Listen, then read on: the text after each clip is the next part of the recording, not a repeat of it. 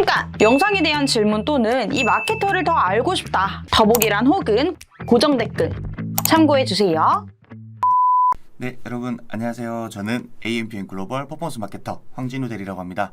안녕하세요. 퍼포먼스 마케터 김산수 대리라고 합니다. 네, 오늘 저희가 말씀드릴 내용은 여기 화면에 보이시는 것처럼 메타 광고 이제 기초 세팅 방법과 꿀팁에 대해서 말씀을 드릴 건데요. 이제 뭐 메타 캠페인이나 뭐 광고 세트 이런 거를 세팅하는 방법들은 여느 영상에서 많이 보셨을 것 같아서 저희가 그 광고 세팅을 할 때 있는 요소들에 대해서 한번 하나씩 설명드리도록 하겠습니다. 그러면 일단 지금 뭐 메타 광고가 워낙 많이들 집행하고 계시기도 하고 다른 분들한테 추천을 받거나 영상 같은 걸 보시면서 좀 이제 시작을 해보려고 하시는 분들도 많을 건데요. 이제 방금 말씀드렸듯이 이 각 세팅에 대한 요소가 다 중요하긴 하겠지만 뭐 그 중에서 선수님께서 이제 세팅을 할 때 좀 중요하게 생각하는 부분이 혹시 어떤 게 있으실까요? 저는 아무래도 좀 예산이 중요한 것 같아요. 예산? 네. 네, 말씀하세요. 메타의 캠페인의 좀 대부분은 노출당 과금이기 때문에 충분한 예산이 없으면 이제 경쟁 업체들과 노출 자체에서 밀리기 때문에 이제 그러면은 우리는 좋은 시간대나 뭐 좋은 타겟에게 노출할 수 있는 기회가 줄어들고 당연히 그러면 결과 도출도 어려워지겠죠. 예산적인 부분 때문에 이제 기회가 줄어든다. 그래서 이제 예산이 적으면 또 이제 저희가 뭐 광고를 이렇게 빠르게 수정도 해야 되는데 이제 취할 수 있는 액션 자체가 좀 적잖아요. 네. 저도 이제 기회도 기회고 이제 취할 수 있는 액션이 적은 게 좀 맞는 것 같아요. 이제 저는 뭐 예산도 중요하지만 이제 세트 단위에서 설정할 수 있는 이 성과 목표가 좀 중요한 것 같거든요. 이제 물론 이커머스 업종으로 한번 말씀을 드리면 최종 단계에서 구매하시는 게 물론 이제 가장 중요하기는 하겠지만 이제 머신러닝이 활성화되게 하려면은 이 결과값이 충분해야 되는데 구매수 자체가 적어서 아무리 광고를 집행해도 머신러닝이 제한된다. 이런 경우는 이제 계속 머신러닝을 제한시키는 것보다는 이제 뭐 결제 시작이나 뭐 장바구니, 컨텐츠 조회, 하물며 이제 페이지 뷰까지 이렇게 좀 이전 퍼널로 표본을 확장시키면서 머신러닝 자체를 활성화하는 게 중요한 것 같습니다. 할 수 있는 성과 목표 정확히 이게 좀 중요한 것 같아요. 맞아요. 이제 사실 메타 광고의 꽃은 이제 머신러닝이기 때문에 그죠. 머신러닝은 이제 활성화시키기 위한 성과 목표를 정하는 게 가장 중요하잖아요. 그래서 저는 무엇보다 타겟팅이 좀 중요하다고 생각을 하는데 이제 아무래도 이제 광고를 아무리 예쁘게 꾸며도 원하는 타겟에게 노출이 되지 않으면 구매가 좀 이루어지지 않기 때문에 좀 그런 것 같아요. 예쁜 광고도 타겟이 잘못되면 구매가 없다. 맞아요. 맞아. 이게 또 광고를 꾸준히 집행하는 게 우리 브랜드 그리고 내가 광고하는 이 제품에 대한 타겟을 계속 찾아가는 그런 숙제라고 조금 생각할 수 있는 것 같아요. 이제 이런 측면에서도 저는 또 이제 많은 분들이 동의하실 거예요. 소재도 매우 중요하죠. 어쨌든 이렇게 타겟을 확보하고 저희가 앞에 말한 것처럼 예산이나 성과 목표 이런 것도 중요하기는 한데 어쨌든 광고를 클릭을 해야 이제 홈페이지로 유입이 되고 뭐 구매가 되든 구매가 아니면은 뭐 장바구니 추가, DB 업종이신 분들은 문의 이런 어떤 액션이라는 것이 일어나기 전에 무조건 유입이 돼야 되는데 소재가 너무 별로면 아예 유입 자체가 없기 때문에 이런 소재 유입을 발생시키기 위한 최초 수단으로서 소재가 좀 중요한 것 같습니다. 맞아요. 이렇게 나열을 해보니까 사실 특정 부분이 제일 중요하다고 여기기는 조금 어려운 것 같아요. 그래서 이제 하나씩 좀 자세하게 설명을 드려볼까 하는데 네. 이제 먼저 예산부터 말씀을 드려보자면 이제 앞서 말씀을 드린 것처럼 메타 광고는 노출당 과금되는 시스템이고 이제 이 노출당 비용은 이제 경쟁도로 책정이 되잖아요. 그래서 이제 동일 타겟, 동일 지면, 뭐 동일 기기 등등 이제 다양한 부분에 대한 경쟁도로 비용이 책정이 되는데 이제 경쟁사에 비해서 예산이 적으면 노출에 있어서 아무래도 좀 무조건 뒤처질 수밖에 없기 때문에 선점 효과를 좀 누리기는 힘들 것 같아요. 이제 경쟁도에 따른 선점 효과가 이제 예산에서 중요한 부분이다라고. 네. 그러면 이제 좀 저도 소액부터 이제 고액까지 좀 많이 집행을 해보면 예산을 세팅하는 거에 따라서 같은 세팅 값이더라도 예산만 증액했을 때도 충분히 이제 유입 지표나 전환 지표가 좋아지는 경우가 많더라고요. 맞아요. 근데 그래서 이제 경쟁도에 따른 선점 효과 측면에서 예산이 중요하다. 네. 네. 맞아요. 그래서 이제 예산을 좀 넉넉하게 잡고 진행하는 것도 좀 아주 중요한 부분이라고 말씀드릴 수 있습니다. 그러면 이제 뭐 물론 상황에 따라서 조금 다를 수도 있지만 네. 상황에 따라 다르겠지만 넉넉한 예산을 좀 추천. 네. 네. 이제 저도 얼마 전에 좀 이렇게 비슷한 경우가 있었는데 이제 물론 클릭률이 한 7, 8%로 그러니까 예산을 어느 정도 좀 좁게 편성을 했을 때 당연히 저희가 원하는 타겟에게 노출이 안 되는 경우도 있기도 하고 그리고 이제 예산이 적으니까 광고 세트 단위 아니면 소재 단위에서 좀 이렇게 그 타겟 자체를 좀 극단적으로 줄이는 경우가 있거든요. 네, 그래서 이제 맞아요. 물론 이게 좋은 결과를 불러일으킬 수도 있기는 하지만 뭐 집행해 보셔서 아시겠고 보시는 분들도 집행해 보셨을 때 CPM이 좀 많이 높아지는 경우가 있기는 해요. 그래서 저도 최근에 인바운드 들어온 업체에서 예산이 좁아서 그러면 우리 예산 아주 좁혀보자 라고 했을 때 클릭률은 한 7, 8% 정도로 조금 평균보다 높아지긴 했지만 CPM이 거의 6, 7만 원대까지 올라간 경우가 있었습니다. 맞아요. 그래서 이제 예산을 넉넉하게 잡고 진행하는 것이 좀 중요한 부분이라고 말씀드리고 싶습니다. 네, 그래서 예산은 여기 아까 산수대리님 말씀하신 이 경쟁도에 따른 선점 효과 측면에 저는 포인트인 것 같기는 해요. 그래서 이 포인트를 잡으려면 좀 넉넉한 예산, 되도록 최대한 넉넉한 네. 예산이 중요한 것 같습니다. 네. 그럼 저는 성과 목표 하나 더. 네. 자, 성과 목표 관련해서 한번 말씀을 드려보면은 일단은 이제 캠페인 유형을 저희가 선택을 하게 되고 그 안에서 우리가 이 광고 세트를 최적화할 성과 목표를 어떤 것인지 설정을 보통 하게 되는데 커머스 업종으로 일단 예를 들어볼게요. 커머스 업종이신 경우에는 물론 이제 매출이 무조건 일어나야 되는 거잖아요. 그쵸. 그래서 성과 목표 자체를 이제 최종 전환인 구매로 많이 잡으십니다. 근데 잠시만요.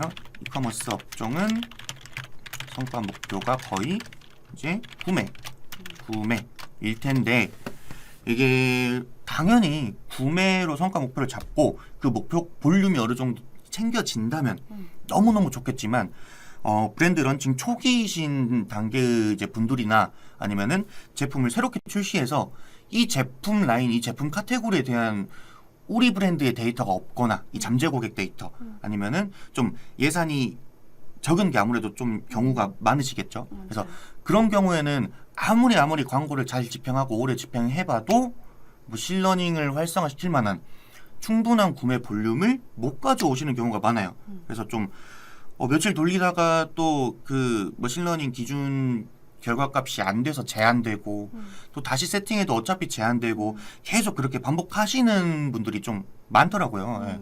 맞아요. 이제 물론 광고 세트 단위까지는 아니더라도 이제 소재 반응도에 따라서 자주 바꿔주는 경우가 많긴 한데 이제 성과 목표 표본이 적으시면 머신러닝 활용도가 좀 낮아서 성과 향상에 조금 까다롭긴 해요. 맞아요. 이제 성과 목표 표본이라고 말씀 주셨는데 이제 이 표본이 되게 중요한 것 같아요. 왜냐면은 뭐 이 광고라는 게 규격화된 게 있지는 않다 보니까 자사의 상황에 따라서 좀 유연하게 성과 목표들을 바꿔가면서 이제 앞에서 말씀드렸듯이 이 소비자 구매 퍼널에 대해서 좀 역퍼널로 가면서 구매가 그 머신러닝 활성화가 안 된다면 결제 시작, 장바구니, 컨텐츠 조회 이런 식으로 좀 머신러닝이 활성화될 수 있는 성과 목표를 지정해야 되는 것 같아요. 잠시만요. 유예원님께서 질문하셨는데 성과 목표까지만 말씀드리고 한번 답변 드려보도록 할게요. 네. 그래서 일단은 이 그 구매와 직결된 성과 목표가 아니면 직접적으로 광고를 통한 이 매출 볼륨 향상하는 게 좀 어려울 수는 있죠, 당연히. 맞아요. 근데 앞서 말씀드렸듯이 저희가 이렇게 활성화가 이렇게 해야 되구나. 저기 보시면 머신러닝 활성화 안 되는 그런 경우에 차선책으로 이렇게 지정을 하는 거기 때문에 이 점 한번 유의해서 네, 생각해 주시면 될 것 같습니다. 네, 맞아요. 이렇게 브랜드 상황에 따라서 어느 정도 이제 리스크가 있더라도 하이 단계 성과 목표를 좀 정해야 되는 것 같아요. 맞아요. 이제 네. 리스크를 어느 정도 감수를 하고 광고를 하는 게 좀 많은 것 같아요. 맞아요. 네, 그래서 일단은 자 질문 들어온 거 한번 네, 말씀드려볼까요? 네. 제가 한번 읽어볼까요? 네. 안녕하세요. 메타 광고를 처음 집행하려고 하는데 양말을 판매하고 있어서 객단가가 낮아 어떤 광고를 해도 이익이 안 남습니다. 메타 광고를 한다고 하면 일예산 얼마부터 시작하는 게 좋을까요? 일단은 제가 1예산을 설정을 한다는 것 자체가 너무 이제 광범위하기 때문에 예시를 들어서 한번 말씀드려볼게요. 이제 양말을 판매하고 있으신 그 양말 중에 어떤 카테고리인지 자세히 모르겠지만 아무래도 제품 단가가 낮다라고 하시는 거 보니까 그런 좀 스포츠웨어나 이쪽은 아니신 것 같아요. 이제 그런 경우에는 어쨌든 저희가 광고를 노출할 때 그 CPA를 지정을 하고 광고를 집행하는 게 굉장히 중요하잖아요. 맞아요. 그랬을 때 이 CPA를 전체 광고에 대한 CPA를 책정을 하는 것보다 내가 메인으로 판매하고자 하는 하나 제품, 이 제품에 대한 CPA를 정확하게 이 기준을 세우고 거기에 따라서 광고 세트도 좀 좁게 설정을 하는 게 중요한 것 같고요. 이제 앞에서 말씀드린 것처럼 그렇게 좀 세트를 좁혔을 때 저희가 CPM이 올라가는 경우가 있잖아요.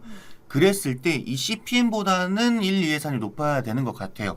물론 이제 CPM이 정확하게 천에 노출 딱 했을 때 얼마 소진됐다라는 게 아니라 노출당 단가를 CPM으로 표현해 놓은 것 뿐이잖아요. 네. 그래서 뭐 명확하게 기준점을 가지고 이것보다 많이 할 수는 없지만 일반적인 그 구매 전환 광고에서의 CPM으로 말씀드리면 2만 원 이상. 그러니까 이 제품 하나 세트당 2만 원 이상은 책정을 해주시는 게 아무래도 이 광고가 좀 적당히 돌아가는 데는 도움이 될 것 같다라고 일단 말씀을 드릴게요. 맞아요. 네. 이제 레인 제이님이 하품을 하시는데 저희가 좀 더 톤을 올려서 한번 해볼게요. 예. 조금 목소리 톤이 아침이라 졸리실 수 있어요. 제가 좀 더. 예. 그래서 일단은 양말 관련해서 또 질문 있으시면 올려주시고요. 제가 아까 이제 성과 목표 관련해서 말씀을 드리다가 투자 느낌이라고 말씀을 드렸었는데 여기서 이제 그러니까 리스크를 감수한 투자를 한번 말씀을 드려보면 이제 초반에 많은 분들이 광고 매체를 뭐 신규로 진입하든 아니면 제품이 새로 나와서 테스트를 하든 이럴 때 어떤 많은 테스트라는 것을 많이 거치게 되시잖아요. 테스트. 네. 이때 이 소재 관련된 테스트를 좀 제일 많이 하시는 것 같아요. 근데 제가 저번 달에 메타 관련해서 영상 올렸던 것도 소재 관련된 내용이기도 하고 이런 소재 관련된 테스트 문의가 많이 들어와서 그런 분들의 계정을 이제 권한을 걸어서 세팅된 걸 한번 봐봐요. 봐보면은 대부분 소재는 좀 예쁘고 이렇게 다양하게 해놔요. 근데 맞아. 타겟팅이 똑같아요. 타겟팅.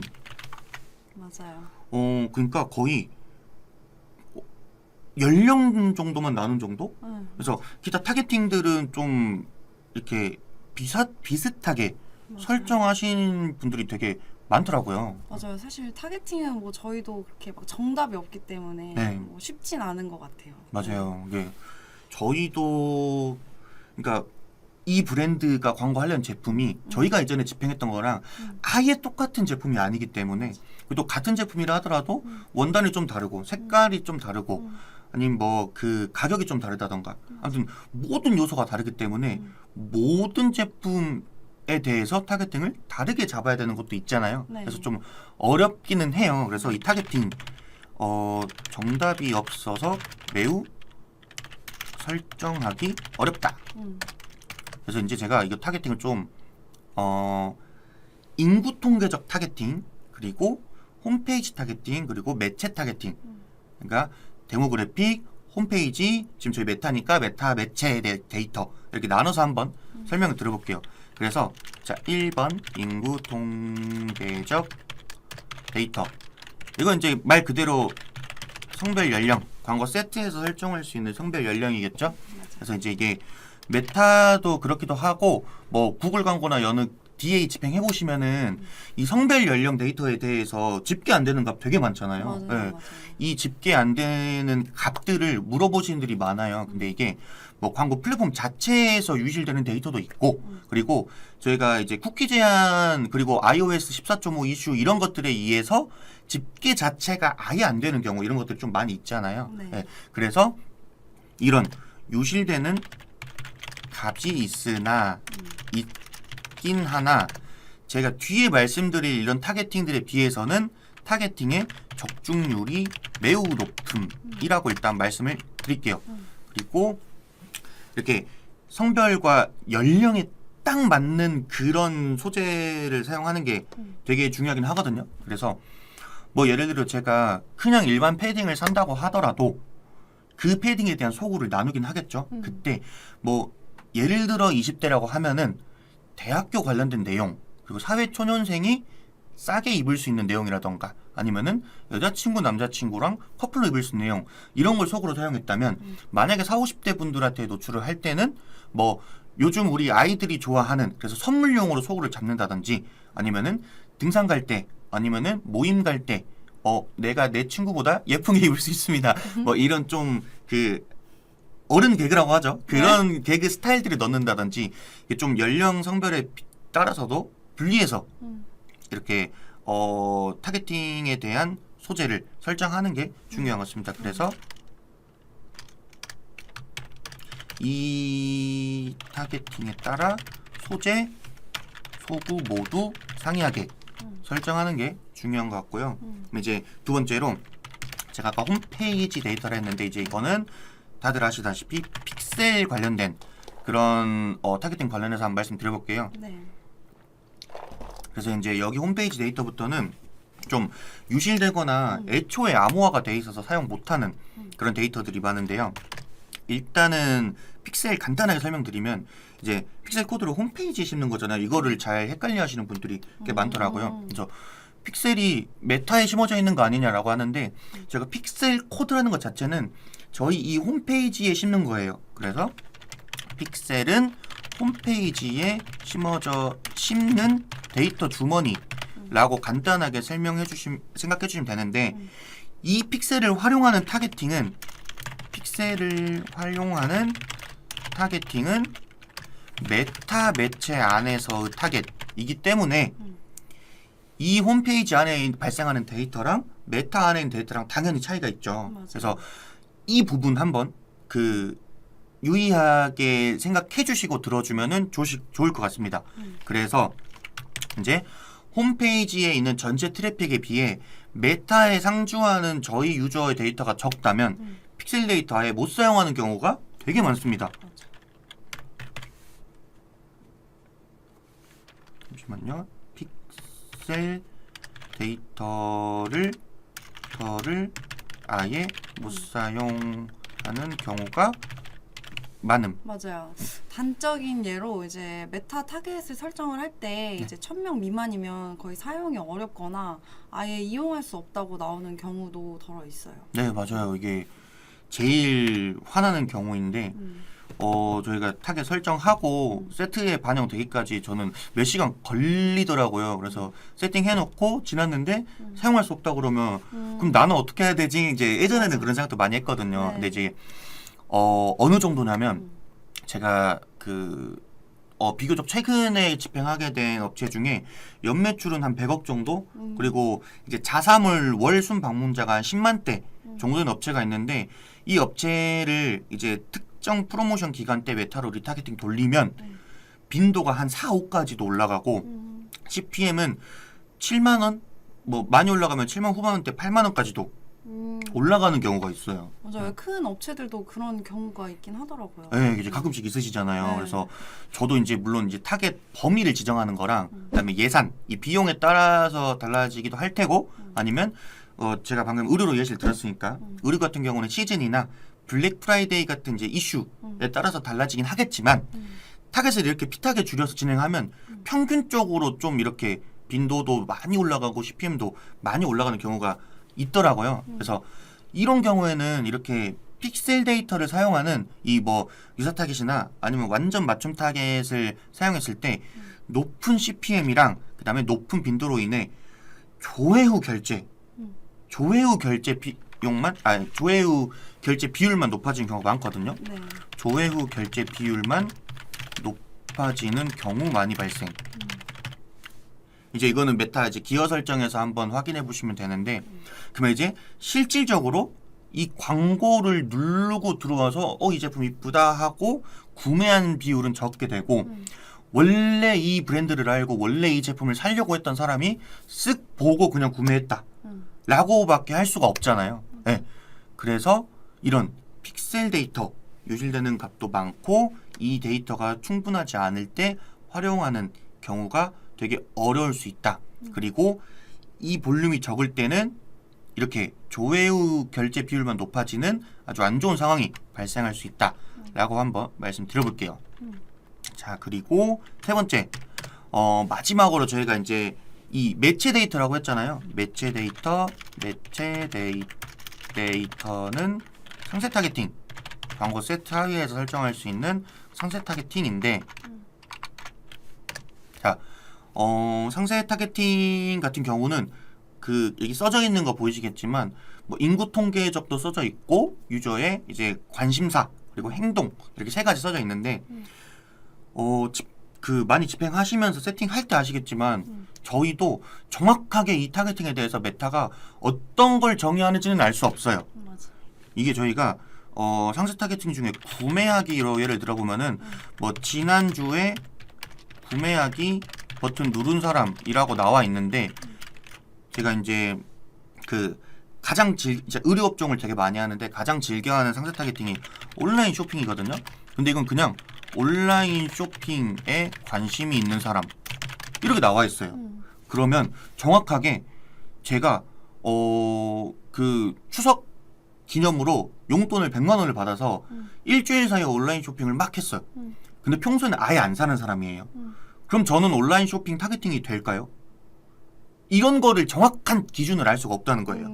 그래서 이 정확한 기준을 알 수가 없는 게 일단 문제고요. 그래서 정확한 기준을 알 수 없는 게 첫 번째 문제이기도 하고, 그다음에 제가 아까 추석 때 잠깐 샀을 때 온라인 쇼핑에 타겟팅이 잡히냐 여쭤본 것처럼 네.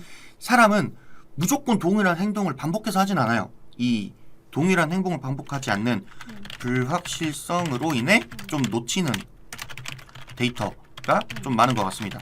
맞아요. 그래서 이제 상세 타겟팅을 설정할 때에는 이제 구매나 쇼핑 같이 대분류의 타겟팅만 이용하게 되더라고요. 맞아요. 저도 그 이제 비용 아까부터 예산 많이 말씀드리는데 비용이 많지 않으면 주로 이렇게 말씀하신 구매, 쇼핑 이런 것만 좀 넣게 되더라고요. 그래서 일단 그 엘리님 질문도 이 타겟팅까지만 끝나고 한번 말씀드려볼까요? 네. 그래서 일단은 이 그 테스트 비용이 적으면은 저도 좀 대분류의 이런 타겟팅만 사용하는데, 그래서 이제 타겟팅 제가 이 그 인구 통계적 타겟팅, 홈페이지 타겟팅 그리고 매체 타겟팅 이렇게 세 개 말씀드렸는데, 이 타겟팅에 대한 테스트 진행하실 때 가장 중요한 세 가지 일단 간단하게 먼저 말씀드려보면, 그래서 타겟팅 시 필수적인 요소 세 가지. 네, 이거는 자 기준, 명확한 기준 잡기, 그리고 변수 통제하기, 그리고 데이터 추출 및 검증하기. 그래서 이거는 좀 빠르게 질문 들어왔으니까 빠르게 말씀드려볼게요. 그래서 기준 뭐 관련해서는 명확하게 내가 이 광고 세트와 이 광고 세트를 나눈 기준에 대해서 명확하게 잡는 것 뭐 어렵지는 않으시겠죠. 그래서 진짜 간단하게는 20대 vs 30대 아니면은 뭐 구매 유사 타겟 vs 장바구니 유사 타겟, 아니 그 상세 타겟팅 관련해서는 의류를 잡을 것인지 아니면은 이 제품이 니트라고 하면은 니트를 잡을 것인지 그러니까 대분류랑 소분류를 잡을 것인지 이런 기준이겠죠. 이 기준은 브랜드 상황 그리고 판매하는 제품 예산 그리고 모든 요소를 생각을 하시고 잡아주시면 될 것 같습니다. 그리고 두 번째로 변수 통제. 뭐 저희가 이제 실험실에서 곡을 끼고 이렇게 플라스크로 하는 그런 테스트가 아니기 때문에 모든 변수를 완벽하게 통제할 수는 없어요. 그래서 모든 변수를 완벽하게 통제할 순 없음. 네, 대신 광고 시작 및 종료 기간 예산 그러니까 총 이 기간 동안 총 돌아가는 총 광고비 아니면 뭐 그 소재 그러니까 이런 제가 이 위에 기준으로 잡은 변수 이외의 모든 것들은 동일하게 해야 최대한 저 기준과 이 기준에 대한 데이터가 나오겠죠. 그래서 이런 변수를 통제하는 거 그리고 마지막으로는 이제 데이터 추출 및 검증. 이거는 뭐 당연히 결과가 애매하거나 아니면은 실험한 그 테스트한 두 개가 비슷한 결과가 나오면 어쩔 수 없지만 만약에 이 기준을 명확하게 잡고 변수를 통제했을 때 명확하게 구분되는 데이터가 있으면 어떤 기준을 잡고 어떻게 테스트했으며 왜 그런 결과가 나왔는지 이 데이터를 추출 기록하고 이제 추후에 그 기준점에 대해서 변수를 다르게 통제했을 때도 유사한 결과가 나오는지 이런 것들을 검증을 해야 된다. 맞아요. 네, 라고 생각을 해요. 맞아요. 이런 식으로 테스트를 하셔야지 이제 최대한 오류가 없는 결과를 좀 도출하실 수 있을 것 같아요. 네, 말씀하신 것처럼 오류를 줄이는 게 좀 많이 중요한 것 같습니다. 그래서 일단은 타겟팅에 대한 얘기는 여기까지 하고 네. 질문 한번 말씀드려볼게요. 혹시 픽셀 설치가 안 되는 경우 어떻게 하나요? 픽셀 심기도 어려운데 스토어는 안 심어진다고 하는데 이게 네이버 스마트 스토어 말씀 주시는 것 같은데 아쉽게도 저희가 메타픽셀은 그 홈페이지에 있는 그 코드 값들을 수정하는 것이기 때문에 네이버 스마트 스토어는 불가능하잖아요. 네, 맞아요. 그래서 엔티소스, 엔티파라미터라고도 불리는데 그걸 통해서 이제 네이버 스마트 스토어 센터에 그 데이터를 따로 추출할 수 있기는 해요. 물론 이게 저희가 앞에서 말씀드린 것처럼 픽셀 데이터를 명확하게 사용할 수는 없어요. 하지만 광고 성과에 대해서는 어느 정도 파악할 수 있습니다. 그래서 여기다 그냥 적어 놓을게요. NT 파라미터 검색하시면 이 저희 UTM 씹는 것처럼 뭐 미디엄 소스 나눠서 어떤 식으로 설치했을 때 어디에 뜨는지 확인할 수 있습니다. 제가 여기가 보여드릴 수가 없어서 그래서 여기 NT 파라미터 한번 검색해 보시면 될 것 같아요. 그리고 온이 뭐라 했죠? 온에 님께서 타겟에 따라 캠페인을 따로따로 하는 게 좋을까요? 아니면 하나의 캠페인에 광고 세트를 두는 게 좋을까요?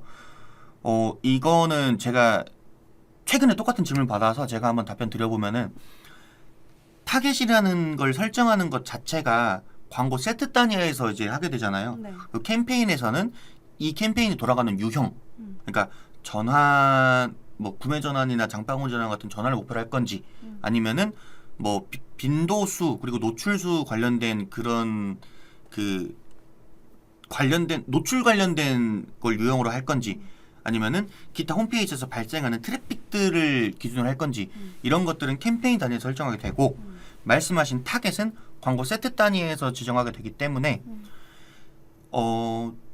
이 전체적인 광고에 대한 전략이 같다면 캠페인 하나 세팅을 하고 그 안에 광고 세트를 분리를 해서 세트당 예산을 통제하면은 이 그 골고루 광고 세트가 돌아가겠죠. 이 타겟에 따라서. 그래서 저는 그렇게 보통 하는 편이기는 해요.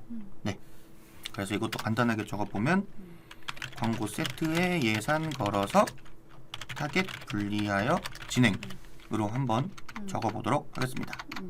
그래서 또 궁금한 거 있으시면은 올리시고 저 이제 아까 이제 이어서 말씀을 드려보자면 이제 테스트를 진행을 하실 때 혹은 뭐 기타 테스트가 끝나고 소재 베리에이션을 하실 때 이제 중요한 부분을 좀 말씀을 드려볼게요. 이제 물론 소재는 처음 1초, 2초 안에 좀 관심을 끌어야 된다고 생각을 하는데 그렇죠. 이제 근데 소재는 오히려 과하면 좀 독이 될 수가 있어요. 왜냐하면 이제 불필요한 유입이 좀 많아지게 되는데 불필요한 유입이 좀 많아지면 이제 홈페이지 트래픽에 혼선을 좀 주기도 하잖아요. 그죠, 네. 그죠. 그래서 아무래도 홈페이지 트래픽의 혼선 되게 좋은 말이네요. 그러면 이제 뭐 이 독이 되는 과하면 독이 되는 소재 뭐 어떤 것들이 있을까요? 예를 들면은 이제 너무 예쁜 소재를 봤는데 이제 유저 입장에서는 내가 본 이 광고가 소재와 유사한 이미지를 이제 상세 페이지에서 찾아볼 수가 없게 되면은 좀 흥미가 좀 하락하고 이탈하게 되는 경우가 좀 덜어 있습니다. 소재는 예쁜데 상세 페이지에 이지의 내용이 없으면 흥미가 줄어든다. 네네. 만약에 제가 이제 너무 예쁘게 인테리어 된 무드등 광고를 좀 보고 클릭을 했는데 상세 페이지에 들어가니까 그냥 흰 배경에 눕기만 따져 있는 그 무드등이 이렇게 있으면 좀 그 눕기만 따져 있는 이제 상세 페이지 사진이 있고 이제 극찬하는 리뷰들 뭐 할인 내용이 좀 주로 되어 있고 이제 내가 관심 있어서 들어왔던 인테리어 관련 내용이 좀 없으면은 아무래도 이 제품이 메리트가 엄청 있지 않으면 그냥 나가게 되겠네요. 맞아요. 좀 그렇게 되면 좀 이탈될 가능성이 좀 커집니다.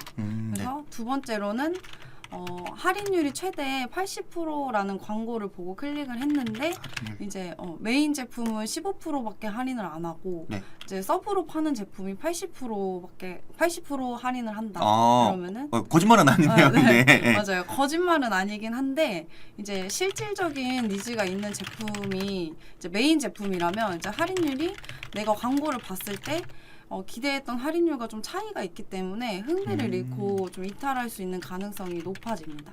네. 기대했던 거랑 달라서. 맞아요. 네네. 네.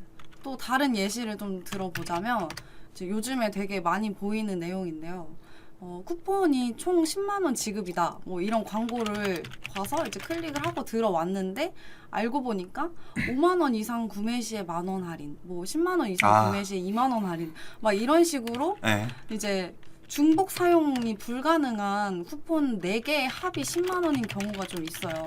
네, 이것도 사실 거짓말은 아니지만 이탈률이 좀 높게 나올 수도 있을 것 같아요. 네, 이거 저 최근에 제 자취생인데 저도 최근에 들어갔다가 그 20만 원인 걸 보고 들어갔는데 최대는 5만 원이더라고요. 쿠폰이 10장이었어요. 저도 그런 경우가 있는데 이제 방금 말씀드렸던 거 이제 간단하게 예시를 좀 드렸는데 만약에 이 제품이 엄청난 경쟁 우위가 있다거나 또 상세 페이지가 엄청 좋은 게 또 있으면은 광고 소재에서 후킹성 요소를 많이 넣어서 이제 유입을 계속 발생시켜도 좋은 부분입니다. 그러면 유입 유도가 좋은 이런 경우에는 근데 이제 이렇게 많은 유입이 발생이 됐는데 이탈되는 유저가 너무 많다.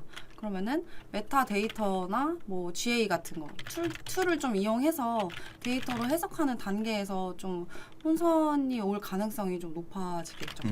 데이터 해석 단위에서 혼선. 네, 이게 저도 어느 정도 공감을 하는 게 그 어떻게 해서든 클릭을 유도를 해서 우리 브랜드 그리고 우리 제품 그러니까 홈페이지에 있는 내용들을 경험하게 하는 게 좀 매우 중요하고 그랬을 때 이 당장 상세 페이지는 별로여서 나갔더라도 기타 제품들로 인한 이 간접 전환 이런 액션들이 많아질 수는 있는 것 같아요. 근데 이게 뭐 인지도가 있는 그런 측면이든 아니면은 예산적으로 좀 여유가 있는 측면이든 그런 브랜드들이 이런 유입을 많이 유도하는 그런 광고를 많이 하는 게 좋은 것 같아요. 맞아요. 그래서 이제 소재 결론을 좀 말씀을 드리자면 소재는 브랜드가 하고 싶은 말을 좀 소비자가 듣고 싶은 내용으로 구성을 해보는 게 제일 좋을 것 같고요. 그리고 그 내용은 최대한 이제 클릭이 발생될 때만큼은 이제 매력적이어야 하지만 이제 허위나 과장이 좀 심하면 이탈을 발생시킬 수 있기 때문에 이 부분은 좀 주의하셔서 제작을 하시는 것을 권장드립니다. 그러면 이제 매력적이어야 하지만 허위 과장이 심하면 이탈이 되기 때문에 허위 과장이 심한 소재는 주의. 이렇게 네. 맞아. 이게 그러면 저희가 일단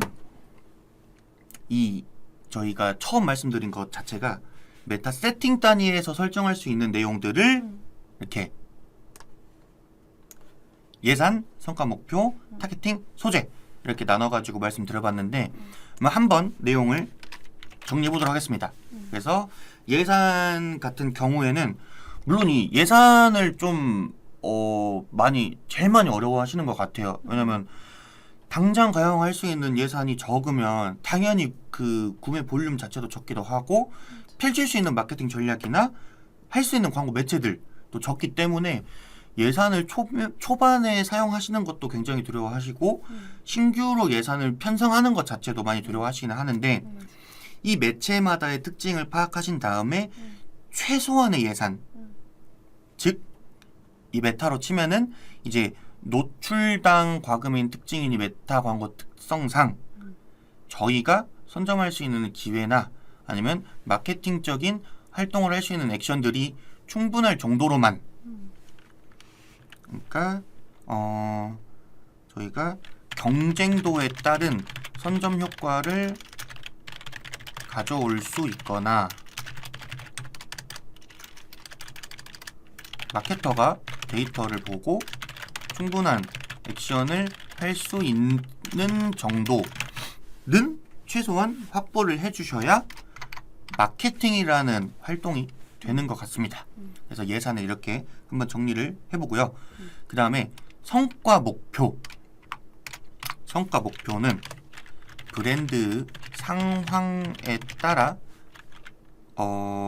역퍼널로 성과 목표 지정하여 위에 써져 있는 것처럼 머신러닝을 활성화할 수 있을 때까지 이 역퍼널로 봤을 때 내려가기.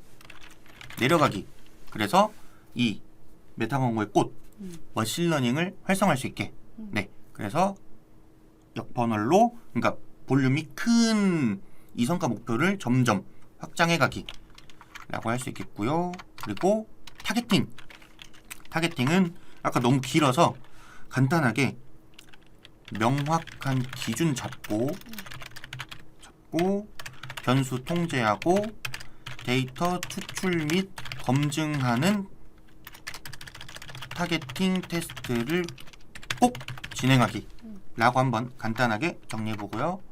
소재 관련해서는 매력 있지만 허위 과장 주의라고 한번 정리를 해보겠습니다.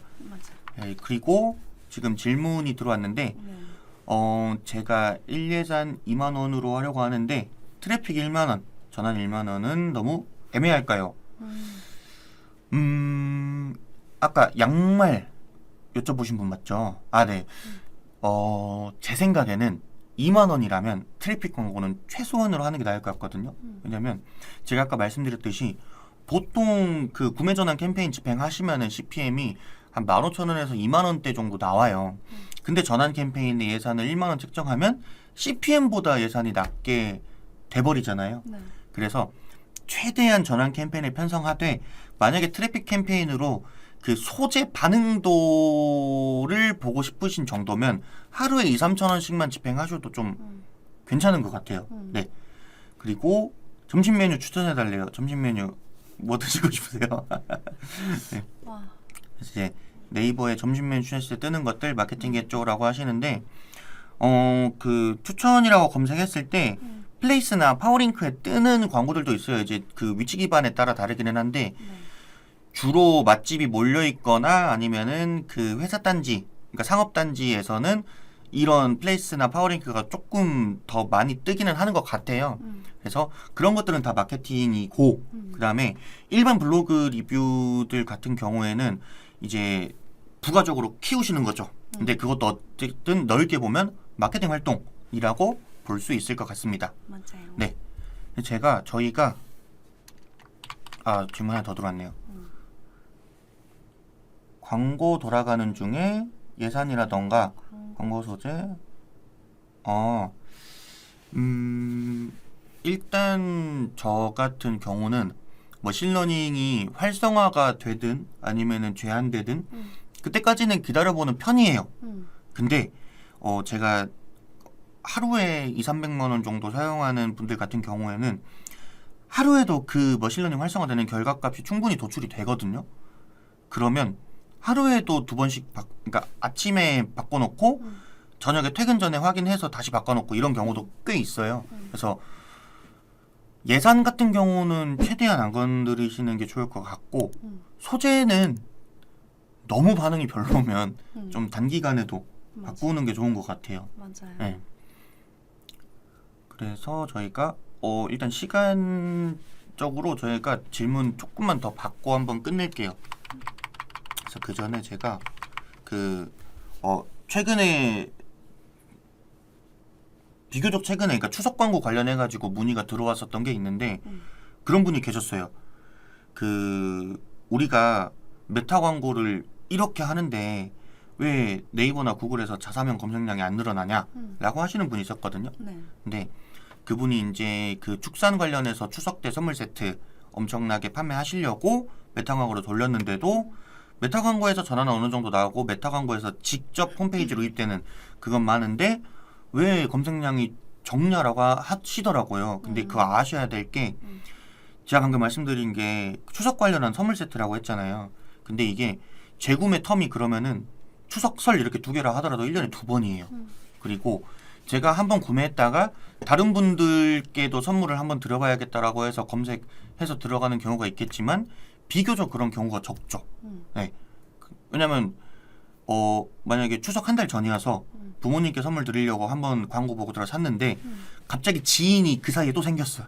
그래서 또 추석 선물 하려고 들어가. 이런 경우 좀 많이 적잖아요. 그래서 그런 분들은 이 메타 광고를 돌리면서 메타 광고 자체에서도 좀 CRM 많이 하시면 좋은 것 같기는 해요. 그래서 그 성과 목표 자체를 구매 전환으로 잡는 게 아니라 이제 유입 그리고 그 안에서의 특정 액션들 특히 이제 세션이 중요하겠죠. 그래서 GA랑 픽셀 데이터 같이 활용하면서 이 재유입하는 유저들이 우리 홈페이지에서 세션이 어느 정도 되나 그리고 반송되는 페이지가 어느 정도에 있나를 파악한 다음에 그 안에서 유저들이 좋아하는 요소들은 추가적으로 확장을 하고 싫어하는 요소들은 제거하거나 수정을 해서 홈페이지 안에서 이 CRM을 연장하는 것도 매우 중요한 것 같습니다. 저희는 그러면 다음에 이 메타 광고 기초 관련해 가지고 말씀드렸었으니까 네. 또 이 네이버 광고나 이제 구글처럼 이 SA 광고에서 기초 세팅하는 그 단계, 그러니까 실제 세팅하는 것보다 그 단계에서 고려해야 할 마케팅적 요소들을 한번 말씀드려보도록 하겠습니다. 네. 네. 지금까지 저는 이제 AMPM 글로벌 퍼포먼스 마케터 황진우 대리였고요. 저는 김선수 대리였습니다. 네, 감사합니다. 감사합니다.